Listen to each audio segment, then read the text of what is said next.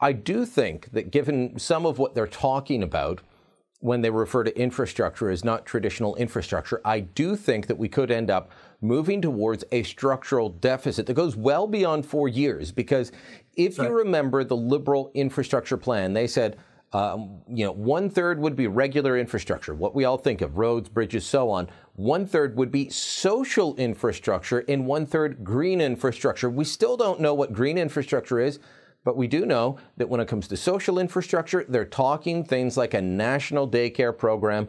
Jean-Yves Duclos, the minister in charge of that file, saying he's very close to an agreement with the provinces to start funding daycare across the country. Well, that's a social program spending. That's not infrastructure, and that won't go away. You don't just say, okay, we're going to set this up and that'll boost the economy and then we stop spending when the private sector kicks in. That's permanent spending we won't get rid of. So that means permanently adding on.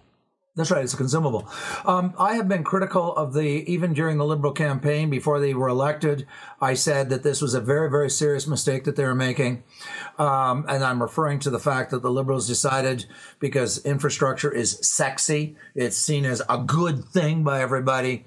So what they did is they decided to rebrand, relabel, redefine some things they wanted to do, social spending and green spending. They decided to relabel it as infrastructure. So then when somebody said, why are you spending this money? They say, oh, infrastructure, infrastructure. And everybody goes, oh, yes, yes, yes, infrastructure. I can't criticize it. And this is deceitful.